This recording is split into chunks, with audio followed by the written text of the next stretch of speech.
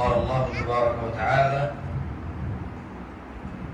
إنه من يشرك بالله فقد حرم الله عليه الجنة وقال الله تبارك وتعالى إنما المشركون نجس فلا تقربوا المسجد.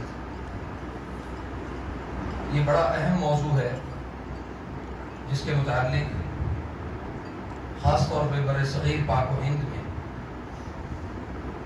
نہ کوئی بات کرنا پسند کرتا ہے اور نہ ہی اس موضوع کو کوئی پسند کرتا ہے، اور یہ ایسا حساس موضوع ہے جس کی وجہ سے بہت سارے لوگوں نے اپنے ایمان کو، اپنے عقائد کو اور اپنی توحید کو فروخت کر دیا.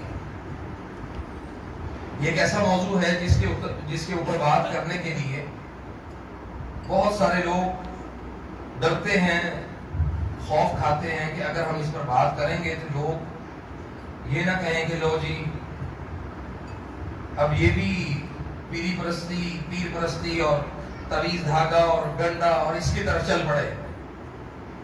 حالانکہ ہمارے پاکستان میں، انڈیا میں اور اسی طرح بنگلہ دیش میں، ان ممالک میں اس موضوع کے اوپر کوئی کام نہیں کیا گیا، اور اس پر بہت زیادہ جو کام کیا گیا ہے وہ عرب میں کیا گیا ہے. میری موضوع سے مراد رقیۃ الشرعیہ ہے. رقیۃ الشرعیہ میں میں الحمدللہ گزشتہ تقریباً 15 سال سے ہوں اس فیلڈ میں، اور پہلے بھی ایک دفعہ یہاں پہ اسی مسجد میں درس دے چکا ہوں الحمدللہ، اور آج میرا خیال یہ میں دوسری مرتبہ یہاں پہ آیا ہوں. راشد بھائی کو اللہ جزائے خیر دے، وہ وقتاً فوقتاً لوگوں کو آگاہی جو ہے نا وہ دیتے رہتے ہیں اور سمجھاتے رہتے ہیں. لیکن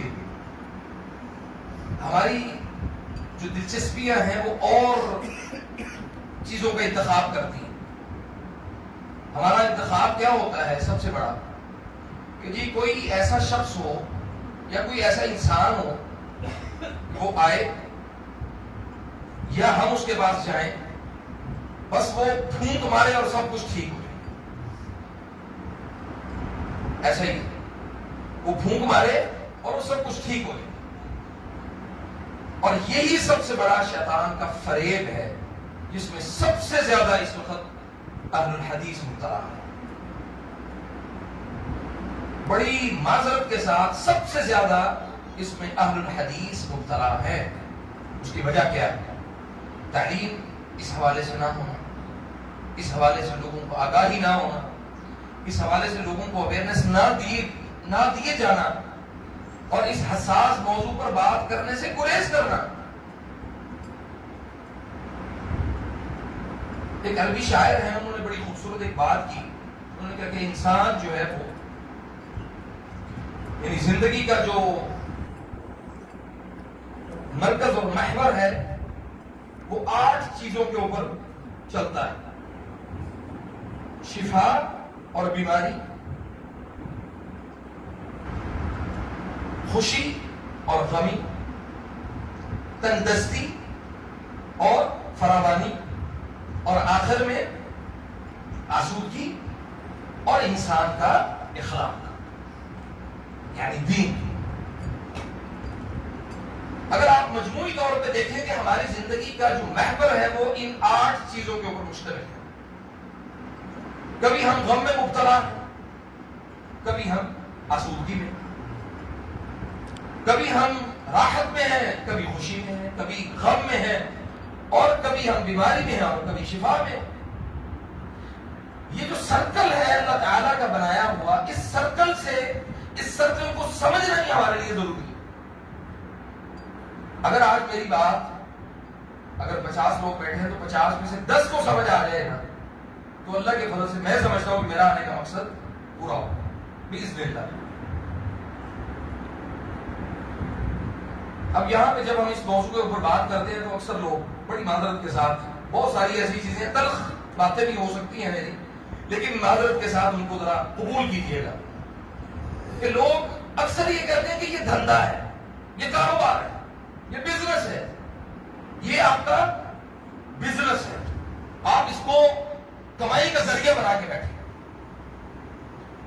آپ میں سے بہت سارے لوگ اللہ کی فضل سے اللہ کے گھر کا مکہ اور مدینہ کا دیدار کر چکے ہوں گے، اللہ کے گھر گئے ہوں گے، لیکن ہمارا جو ایک سب کے سامنے رکھ ہے، سفر کرنا ہے اس کو بیان کر دیں گے، ہم نے کھانا کھانا ہے اس کو بیان کر دیں گے، اور جیسے اور یہ آپ دیکھیں کہ یہ سوشل میڈیا جیسے عام ہوا ہے، یہ مسائل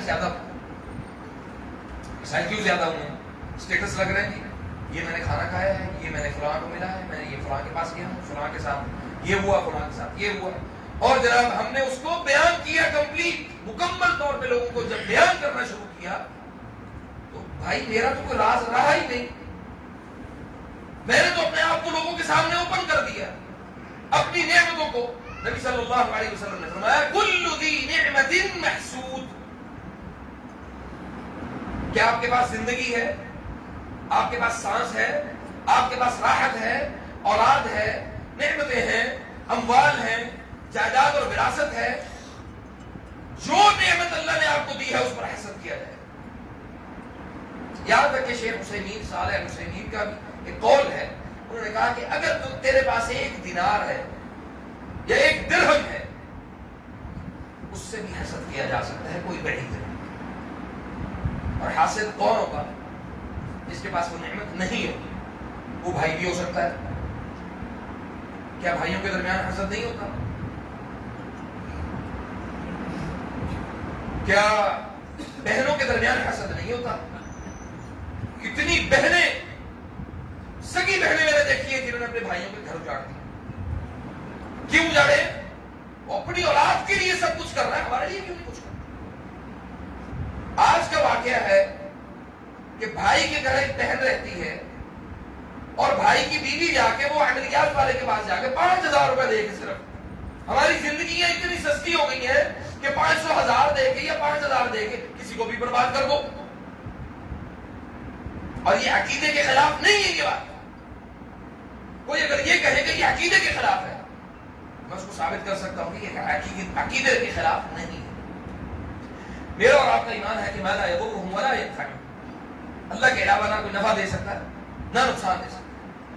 نبی صلی اللہ علیہ وسلم کے پاس سے آپ یہ ہے نا کہ یا رسول اللہ یہ نصیحت کریں، نصیحت کی گئی، دنیا ساری مل کے تجھے نفع دینے پہ عاجز نہیں دے سکتی، دنیا ساری مل کے تجھے نقصان دینے پہ عاجز نہیں دے سکتی۔ اور جب ہمیں ان چیزوں کا ادراک ہو جائے گا کہ ہماری سوسائٹی کن چیزوں کے اوپر اس وقت اس کی بنیاد ہے، تو میرے بھائیوں ہم ایک ایک قدم گھوم کے رکھیں گے۔ یہ فتنوں کا دور ہے، اس بات پہ کوئی شک نہیں ہے کہ یہ فتنوں کا دور ہے۔ جو ان فتنوں میں مبتلا ہوا، جو ان فتنوں میں مبتلا ہوا، آپ یقین کریں کہ آخری وقت میں اس کو کلمہ نصیب نہیں، آخری وقت میں کلمہ نصیب ہو ہی نہیں سکتا، کیونکہ اس نے اپنے ایمان کو کبھی تھوڑا سا ادھر بیچا، کبھی ادھر بیچا، کبھی ادھر بیچا، کبھی ادھر بیچا، اس نے فروخت کیا اپنے آپ کو۔ اور ایک مسلمان کی، ایک مومن کی جو عزت ہے، جو اس کا اکرام ہے، جو اس کا احترام ہے، وہ کعبہ کی حرمت سے سب سے زیادہ ہے۔ ہم نے کیا کیا؟ ہم نے اسی مومن کو گلیوں میں رولا، اسی مومن کو ہم نے سڑکوں پہ ذلیل و رسوا کیا، ہم نے لوگوں کی باتوں کو، لوگوں کے معاملات کو اچھالا ہے۔ مثال کے طور پہ دو دوست آپس میں بیٹھے ہیں تو ایک وہ اپنے گھر کی ساری باتیں، یہ اپنے گھر کی ساری باتیں ایک دوسرے کے ساتھ شیئر کر رہے ہیں۔ اللہ کا خوف کریں ان معاملات کے اوپر کہ آپ شیاطین کو، ہم شیاطین کو خود وہ مواقع فراہم کر رہے ہیں کہ جس کی وجہ سے ہمارے گھر خود تباہی کی طرف چلے جائیں۔ ہم اصلاح کے قائل بہت کم ہیں۔ یہ ممبر، یہ مسجد، یہ ایک روایتی اسلام کی ترجمانی کر رہا ہے اس وقت، ایک روایتی اسلام ہے۔ جمع ہو، جمعہ پڑھے، گھر چلے جائیں، نماز پڑھے، جمع ہو، گھر چلے جائیں۔ ہماری سوسائٹی، آپ یقین کریں کہ یہودیزم کے اندر، جیوزم کے اندر اگر کوئی شخص تکلیف میں مبتلا ہو، اس کا پورا محلہ، پورا علاقہ اس بندے کی تکلیف کو دور کرنے میں لگتا ہے۔ یہودی، اور ان کے ہاں یہ معاہدہ کیا جاتا ہے کہ اگر تیرے محلے میں، تیرے علاقے میں کوئی مقروض ہے تو جو ہے نا وہ سپریم کمانڈر جو ہوگا وہ تجھ سے سوال کرے گا. اس کو ڈر ہوتا ہے کہ میرا سپریم لیڈر یا میرا سپریم میرے محلے کا میرے علاقے کا جو بڑا لیڈر ہوگا وہ آگے مجھ سے سوال نہ کر لے کہ تیرے علاقے میں تیرے محلے میں فلاں بندہ بھوک سے مر گیا, فلاں بندہ پیاس سے مر گیا, قرضے سے مر گیا. لیکن ہم یہ کہتے ہیں کہ جو اگلے کے پاس ہے وہ کھینچ کے میرے پاس آ جائے. یہ ہے یہ تمنا. اثر بچے پر تو نہیں ہوگا جی بالکل. یہ آپ کو میں بتا دوں کہ اگر ماں کو مسئلہ ہے یا باپ کو مسئلہ ہے تو یہ مسائل آگے اولاد کے اوپر, اولاد کی اولاد کے اوپر, پھر آگے ان کی اولاد کے اوپر, یہ تسلسل کے ساتھ جیسے ہم وراثت میں زمین اور جائیداد لیتے ہیں اسی طرح وراثت میں یہ چیزیں آگے منتقل ہوتی ہیں, یہ اثرات منتقل ہوتے ہیں. بیٹے کا عقیقہ کیا ہوا آپ نے؟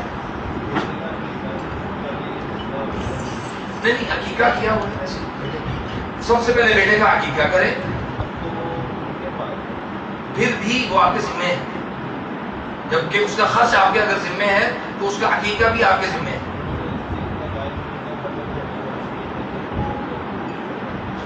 اور دوسرا یہ ہے کہ جب یہ حاضری والی کیفیات ہوتی ہیں, آپ دیکھیں کئی گھروں کے گھر اس وجہ سے تباہ ہو گئے, گھروں کے گھر اس وجہ سے یعنی سحر طلاق کے لیے باقاعدہ جادو کروایا جاتا ہے, طلاق کے لیے جادو کروا کے قبروں میں دفن کیا جاتا ہے. درختوں پہ یہ قبرستانوں میں کیل جو ہوتے ہیں, کیل لگا کے اس کے اندر یعنی ایک تعویذ ہوتا ہے اسی طرح کا, اس کو اس طرح پیک کر کے رکھتے ہیں اور اس کے اندر وہ کیل ٹھونکیں گے. کیل کو ٹھونکنے کے بعد وہ جو ایک کیا ہوتا ہے بوتل کا ڈھکن ہوتا ہے وہ لگا کے درخت کے اندر لگا دیا جاتا ہے. آپ آج جائیں, صبح جائیں, کبھی اس چیز کا مشاہدہ کریں کہ ہمارے قبرستانوں میں کتنی درختوں کے اوپر بوتلوں کے ڈھکن لگے ہوئے ہیں. جتنے ڈھکن اتنے تعویذ نہیں. اگر نکالنا چاہیں تو آپ بڑی آسانی سے نکال سکتے ہیں.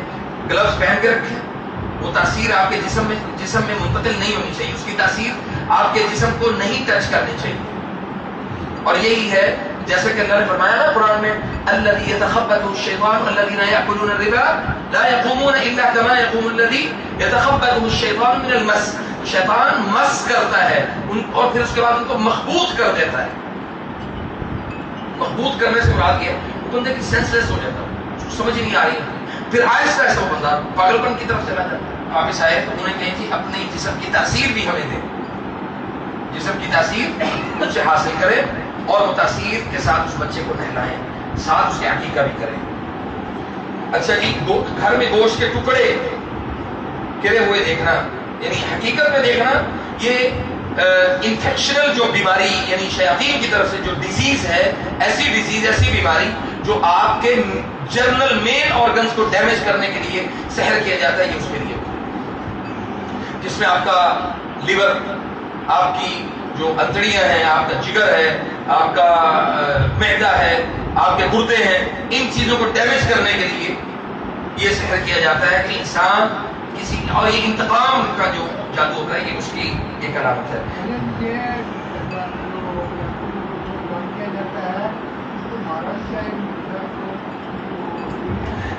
اس پر جو امام احمد بن حنبل کا ایک بڑا واضح, بڑا مضبوط ان کا قول ہے.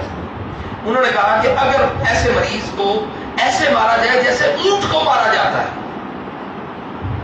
اونٹ کو اکثر لوگ مارتے ہیں نا, جیسے جانور کو مارا یا کسی اونٹ کو بڑی زور سے چھڑی ماری, سوٹی ماری, تو اس کو جیسے مارا جاتا ہے تو اس کو اس ضرب کی تکلیف نہیں ہوتی. لیکن میرے پاس جو میں اپنا تجربہ آپ کو بتا رہا ہوں, بعض ایسے مریض ہیں کہ جن کو یہ سب کچھ احساس ہوتا ہے, سب کچھ محسوس ہوتا ہے کہ ہمیں تکلیف ہو رہی ہے, لیکن دماغی طور پہ وہ حاضر نہیں ہوتے. تو ایسے میں علماء نے ایک میڈیکل کی ایک ٹرم ہے جسے ہم ریفلیکسالوجی کہتے ہیں, علاج بالتدریج, انگلیوں کے پوروں سے جو علاج کیا جاتا ہے اس کے ذریعے سے جو گرہ جسم کے اندر لگتی ہے اس کو کھول دیا جائے تو شیاطین جسم کو چھوڑ دیتے. اس میں مارا نہیں جاتا, اس میں آیات العذاب اور نہیں, مارنے میں کوئی حرج نہیں ہے. میں نے آپ کو کہا کہ مارنے میں کوئی حرج نہیں ہے, لیکن کوشش یہ کی جائے کہ اس سے بچا جائے بات سے، زیادہ کوشش یہ کرنی چاہیے۔ گھر میں اکیلے رہتے ہوئے کسی چیزوں کی آوازیں محسوس کرنا، یہ عامر البیت، گھروں کے اندر جنات کے موجود ہونے کی دلیل ہے کہ وہ شیاطین جب آپ گھروں میں، جیسے لا تنام وحدہ، اکیلے آپ کو نہیں سونا چاہیے۔ آپ کبھی بھی، نبی صلی اللہ علیہ وسلم نے اکیلے سونے سے منع فرمایا، اکیلے بیٹھنے سے منع فرمایا۔ تو جب آپ اکیلے ہوں گے تو شیاطین آپ کو ڈسٹرب کریں گے، آپ کو مختلف آوازیں سنائیں گے، مختلف طریقوں سے آپ کو یعنی کسی ابتلا میں ڈالنے کی کوشش کریں گے۔ تو اس کا سب سے بہترین طریقہ یہ ہے کہ آپ کسی اپنے ساتھی کو اپنے پاس بٹھائیں، اور اگر نہیں بٹھا سکتے تو اپنی لائٹیں آن رکھیں، اندھیرے میں مت بیٹھیں۔ شیاطین سب سے زیادہ ایسی کیفیت میں اس انسان کو مبتلا کرتے ہیں۔ اور پھر اس میں ایک حالت جو ہوتی ہے وہ انسان کا ہوتا ہے تشاریرہ، بمس جو آتے ہیں نا ہمیں، یعنی پنجابی کی کہتے ہیں رونگٹے کھڑے ہوتے ہیں سارے، وہ جو رونگٹے کھڑے ہوتے ہیں اس میں شیاطین ہمارے جسم میں داخل ہوتے ہیں۔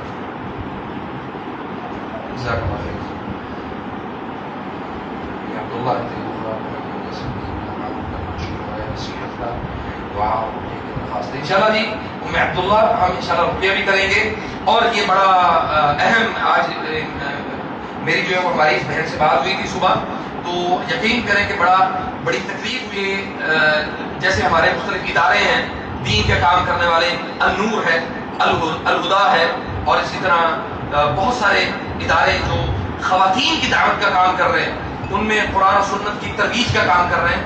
تو اس میں ایک بڑا جو مسئلہ ہے ان خواتین میں بہت زیادہ آتا ہے، وہ کیا ہے کہ وہ جیسے جیسے قرآن کی تفسیر پڑھاتی ہیں، جیسے جیسے قرآن و سنت کو لوگوں کو سمجھاتی ہیں، ویسے ویسے ان کے ساتھ اپنے مسائل وہ زیادہ بڑھنے شروع ہو جاتے ہیں۔ تو اس کے لیے سب سے بہترین طریقہ یہ ہے کہ سب سے پہلے ارقی نفسک، سب سے پہلے اپنے آپ کو دم کریں، سب سے پہلے اپنی قوت، اپنا اسلحہ، اپنی طاقت کو مضبوط کریں۔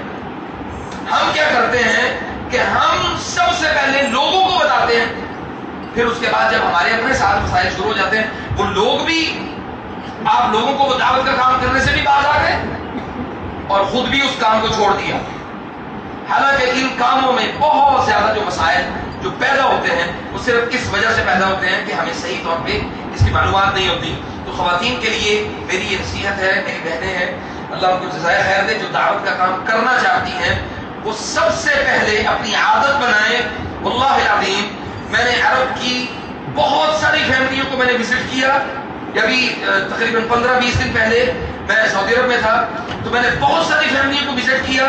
جس گھر میں جاتا تھا میں ان سے سوال کرتا تھا کہ آپ سورۃ البقرہ پڑھتی؟ وہ ہر ایک نے یہ جواب دیا، اقرأ فی مجلس واحد، ہم جب بھی پڑھتے ہیں ہم ایک جگہ پہ بیٹھ کے مکمل پڑھ کے